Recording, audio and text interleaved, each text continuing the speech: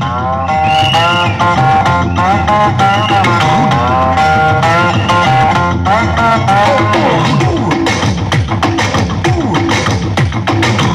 Morning.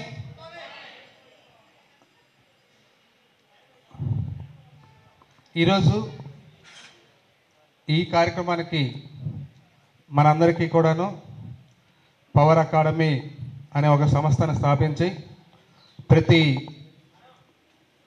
సామాన్యుడు అసామాన్యుడిగా ఎలా ఎదగవచ్చు, ఏ విధంగా మన సక్సెస్ని మనమే మన చేతితోనే రాసుకోవచ్చో మనకి ఆదర్శంగా ఉండి వాళ్ళు అది అచీవ్ అయ్యి మనకి చూపిస్తూ మనల్ని కూడా అంత స్థాయికి తీసుకెళ్లేదానికి వాళ్ళ టయాన్ని కేటాయించి మనకి వచ్చి ఇక్కడ మనకి ఇప్పటి వరకు రాజేష్ గారు కానివ్వండి, తర్వాత ఉపేంద్ర గారు కానివ్వండి, మన కృష్ణ సార్ కానివ్వండి, కృష్ణార్జున్ సార్ కానివ్వండి, ప్రతి ఒక్కరు కూడాను మన యొక్క అభివృద్ధి కోసము, మనము మంచి స్థాయిలోకి వెళ్ళటం కోసము వారు ఏ విధంగా సక్సెస్ అయ్యారో వారంతా కూడా మనకు నేర్పిస్తూ ఉన్నారు.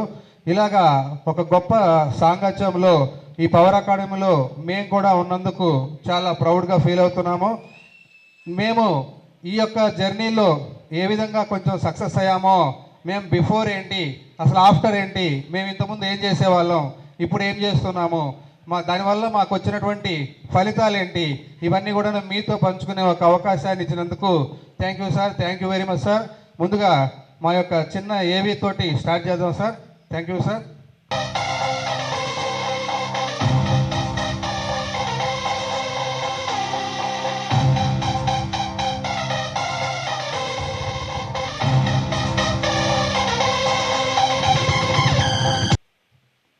మేము వెస్టీజ్లోకి వచ్చిన తర్వాత ఏం చేసామో, మాకు ఎటువంటి అవకాశాలు వచ్చాయో మొత్తం ఆల్రెడీ అర్థమైపోయి ఉంది అనుకుంటాను.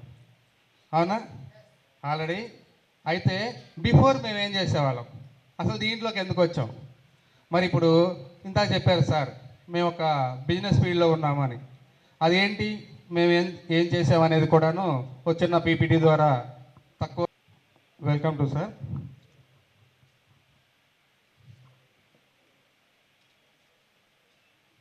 బిఫోర్ మేము వెస్టీజ్ రాకముందు ఏం చేసేవారం అనేది ఒకసారి ఈ ఫోటో చూస్తే మీకు అర్థమవుద్ది. మాదొక ట్రెడిషనల్ బిజినెస్ అంటారు, కన్ఫర్షనల్ బిజినెస్ అంటారు. అంటే సోప్స్, షాంపూస్ కానించి, పిల్లలు తినే ఐటమ్స్ కానించి, కుర్కురేస్ కానించి, ఫ్యాన్సీ ఐటమ్స్ అన్నీ కూడాను హోల్సేల్ షాప్ మాది రోజుకి 1 lakh పైన కౌంటర్ వచ్చేటటువంటి హోల్సేల్ వ్యాపారం చేసుకుంటూ ఉండేవాడిని. అటువంటి వ్యక్తిని వెస్టీజ్లోకి ఎందుకు రావటం జరిగిందనేది మీకు తెలియజేస్తాను.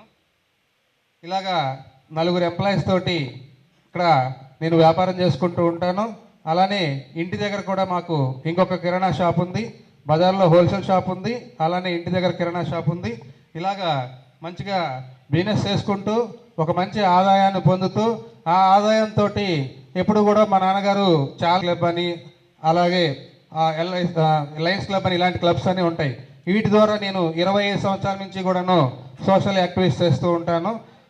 అలాగా పిల్లలకి, అనాథ పిల్లలకు కానివ్వండి, అలాగే నెక్స్ట్ సేవా కార్యక్రమాల్లో మన సంస్కృతి సాంప్రదాయాలని ప్రతి ఒక్కరికి, భావితరాలకు కూడాను ప్రతి ఒక్కరికి ముందుకు సంఘంలో నాకు ఒక మంచి గుర్తింపు కూడా లభిస్తూ ఉండేది.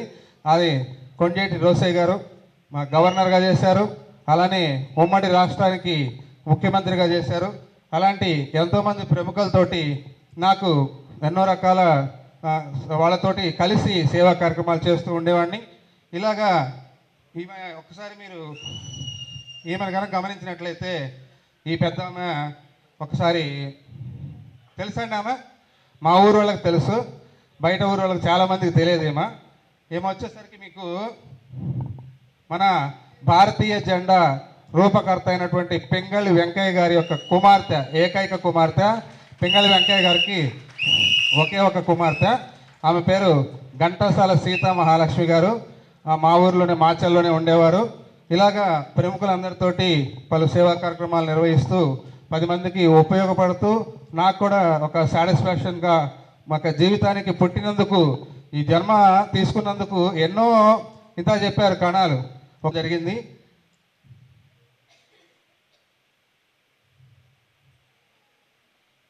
గొప్ప అవకాశాలను మనం ముందుకు తీసుకెళ్ళవచ్చు అని చెప్పేసి, పొందవచ్చు అనే లక్ష్యంతో నలుగురు పరిచయం చేసుకుంటూ ఈ విధంగా వీక్లీ మన ఫీల్డ్కి వెళ్తూ, ఎందుకంటే అగ్రికల్చర్ దీంట్లో మంచి ప్రొడక్ట్స్ ఉన్నాయని చెప్పారు. ఒక రైతుకు కనుక మనం పరిచయం చేసినట్లయితే తను పండించే పండంతా కూడాను ఆర్గానిక్తో ఉంటుంది, మనం తిన్న ప్రతి ఒక్కరికి కూడా ఆరోగ్యాన్ని ఇస్తుంది అని చెప్పేసి తెలియజేశారు. మరి ఈ విధంగా అవేర్నెస్ చేసినట్లయితే వాళ్ళకు కూడా ఉపయోగపడుతుంది. రేపొద్దున నా పిల్లలు తినాలన్నా కూడా అయ్యే తినాలిగా, కెమికల్స్ తినాలి కదా. అలా కాకుండా ఎంతోమందికి ఒక మంచి ప్రొడక్ట్స్ ఇచ్చిన వాళ్ళం అవుతాము అని చెప్పేసి ఇట్లాగా మేము అగ్రికల్చర్ వీక్లీ అగ్రికల్చర్స్ ఫీల్డ్కి వెళ్ళటం కానివ్వండి, నా హోమ్ మీటింగ్స్ పెట్టుకోవటం కానివ్వండి, ఇలాగా మీటింగ్స్ పెట్టుకుంటూ నలుగురు తెలియచేస్తూ ముందుకెళ్తూ ఒక మంచిగా 8% ఈ విధంగా 12% ఈ విధంగా ఉన్నాయని చెప్తే వాటిని అచీవ్ చేసుకుంటూ మంచిగా నేర్చుకోవడం కోసం మాచల్ నుంచి నూజివీడు, మాచల్ నుంచి విజయవాడ ఈ విధంగా మీటింగ్స్కి వెళ్ళి నేర్చుకుంటూ, అలానే మా టీముల్లో ఎవరెవరైతే 8% అయ్యారో 12% అయ్యారో వాళ్ళని కూడా తీసుకెళ్ళి ఈ విధంగా అచీవ్మెంట్స్ వాళ్ళకు కూడా మనకి రికగ్నైజేషన్ చేయించుకుంటూ టీముని డెవలప్ చేసుకుంటూ ముందుకెళ్ళడం జరిగింది. అలాగా బ్రాంచ్ డైరెక్టర్గా ఫస్ట్ మనకి మా ఫ్యామిలీకి మా ఇద్దరు కలిపి సన్మానం చేశారు. చాలా సంతోషం అనిపించింది. ఇంతకుముందు సన్మానాలు చేసామంటే ఒకసారి మీరందరూ చూశారు. అవన్నీ ఎలా సన్మానాలు జరిగాయంటే మేము డబ్బులు ఇస్తేనో, అవునా, వాళ్ళకి ఒక 50,000 సహాయం చేస్తేనో, ఏదైనా గుడికి 1,00,000 రూపాయలు ఇస్తేనో నాకు ఒక శాలువా కప్పేవాళ్ళు, అవునా, ఊరికి ఎవరు ఏమి చేయలే. కానీ ఇక్కడ నలుగురికి పరిచయం చేసి నలుగురు ఆరోగ్యానికి నిలబెడితే నాకు సన్మానం చేశారు. ఇది గొప్ప విషయం కదా, అవునా. ఇలాగా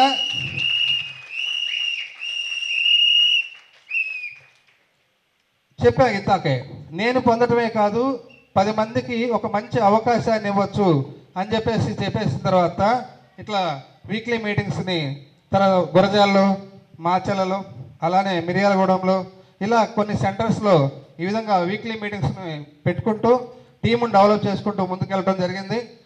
నెక్స్ట్ ఎక్కడైనా ఏదైనా నేర్చుకుంటే వస్తుందా, నేర్చుకోకపోయినా వస్తుందా? ఎక్కడైనా ఏదైనా ఏ ఫీల్డ్లో అయినా నేర్చుకుంటేనే వస్తుంది. వ్యాపారం కూడా మా నాన్న దగ్గర నేర్చుకుంటేనే వచ్చింది. అట్లనే వెస్టేజ్లోకి వచ్చిన తర్వాత అన్నీ రమ్మంటే రావు కదా. అక్కడ ఏదైతే విధానం ఉంటుందో ఆ విధానం నేర్చుకుంటేనే వస్తుంది. మరి నేర్చుకోవాలంటే మన ఇంటికి వచ్చేస్తా. ఇక్కడ అందరం కూడా పిల్లలు స్కూల్కి పంపిస్తున్నారా, లేకపోతే స్కూల్ టీచర్సే వచ్చేసి మన ఇంట్లో కూర్చోబెట్టి మంచి ఎక్కడికి వెళ్ళాలన్నా కారులో వెళ్ళటం జరుగుతుంది. ఇంతకుముందు ఎక్కడికి వెళ్ళాలన్నా కూడాను పిల్లల్ని వేసుకొని వెళ్ళాలంటే ఎంతో కష్టంగా ఉండేది. కానీ అప్పుడు తప్పని పరిస్థితి. కారు కొనుక్కోవాలంటే డబ్బులు ఎంతో కొంత ఉన్నాయి, కానీ ఈఎంఐలు కట్టుకుంటూ అవన్నీ చేయాలంటే కష్టం. కానీ ఇక్కడ మనకి ఎటువంటి కష్టం లేకుండా ప్రతిదీ కంపెనీనే ఇస్తూ ఈ విధంగా ప్రోత్సహిస్తున్నప్పుడు బాధ్యతగా తీసుకోవచ్చు కదా. అట్లనే మంచిగా కారు తీసుకోవడం జరిగింది. అలానే ఇప్పుడు నేను ఇంత చెప్పాను, మేమేం చేస్తామంటే కిరాణా షాపు, ఈ విధంగా ఫ్యాన్సీ షాప్ అని చెప్పాను. మరి మీ ఊర్లో ఫ్యాన్సీ షాప్ వాళ్ళకి ఎవరికైనా ఇట్లా రికగ్నైజేషన్ జరిగిందా? మీ బంధువుల్లో ఎవరికైనా జరిగిందా? ఈ చిల్లర కొట్టు వాళ్ళకి ఎవరికైనా చేస్తారా? కానీ ఇక్కడ వెస్టీజ్ ప్రతి ఒక్కరిని కూడాను గుర్తిస్తుంది. ప్రతి ఒక్కరికి కూడాను ఒక మంచి సన్మానం చేస్తూ వాళ్ళని రికగ్నైజేషన్ చేస్తూ మంచి సన్మానంతో ముందుకు తీసుకెళ్తా ఉంది. అట్లా నేను మా యొక్క గురువులతోటి, మా యొక్క ఎవరైతే అప్లైనర్స్ ఉన్నారో వాళ్ళతో కలిసి మంచిగా స్టేజ్ని పంచుకుంటూ ఈ విధంగా సన్మానాలు పొందడం అనేది చాలా నాకు సంతోషాన్ని అనిపిస్తూ ఉంది. సంపన్నులుగా ఉండాలని కోరుకుంటున్నారు. ఎంతమంది సంపన్నులుగా ఉండాలనుకుంటున్నారు? మీ అందరికీ కూడా కంగ్రాచులేషన్స్ అండి. మరి సంపన్నులుగా ఉండాలి అనుకుంటే 3 ఎమ్ములు కావాలి. ఫస్ట్ ఎం మైండ్, సెకండ్ ఎం మన మొబైల్, థర్డ్ ఎం మన మాట. మన మైండ్తో మన ఆలోచన విధానాన్ని ప్రతి విషయంలో మెరుగుపరుచుకుంటూ, మనకు తెలియని విషయాన్ని ప్రతిదీ మనం నేర్చుకుంటూ, మన బిజినెస్ ఆయువు పట్టు ఏంటండి, ప్రతిదీ మన మొబైల్ ద్వారా మనం అన్నీ కూడా ఆన్లైన్ ద్వారా మన పాయింట్లు ఎలా వస్తున్నాయి, మనము పర్సన్స్ జాయిన్ చేసుకోవటం ఏదైనా సరే ఆ మొబైల్ని యూజ్ చేసుకుంటూ మాటే మంత్రంగా చేసుకుంటూ ముందుకు వెళ్ళాము అంటే ఖచ్చితంగా మనమందరం కూడా సంపన్నులు అవుతాము. సంబ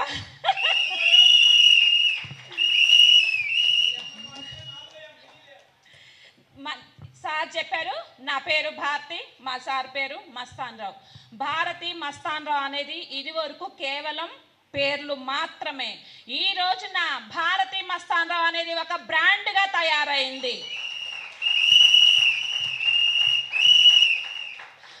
నాలుగు గోడల మధ్య ఉంటూ 4 గంటలు తోవుకుంటూ నా భర్తకి నా పిల్లలకి 4 మెతుకులు పెట్టుకునేదాన్ని నేను ఈరోజు 4 అడుగులు బయటకు వేసి నాకు తెలియని 4 విషయాలు నేర్చుకుంటూ ఆ తెలిసిన విషయాలు 4 కూడా నా టీం మెంబర్స్లో 4గురికి నేర్పుకుంటూ ఉన్నాను. కాబట్టే ఈరోజు నా పేరు బ్రాండ్గా తయారైంది.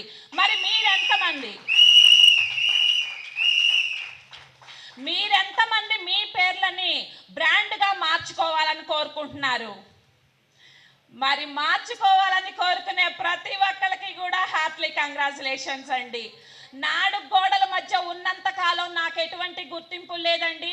ధైర్యంగా నా భర్త సపోర్టుతో 4 అడుగులు బయటకు వేశాను కాబట్టే నా పేరు 4 దిక్కుల మారి మ్రోగుతుంది. మరి మీరెంతమంది మీ పేరుని 4 దిక్కులకి వ్యాపింప చేసుకోవాలనుకుంటున్నారు? దానికి తీసుకోండి డెసిషన్. వెస్టీస్ అన్నీ నేర్పుతుందండి.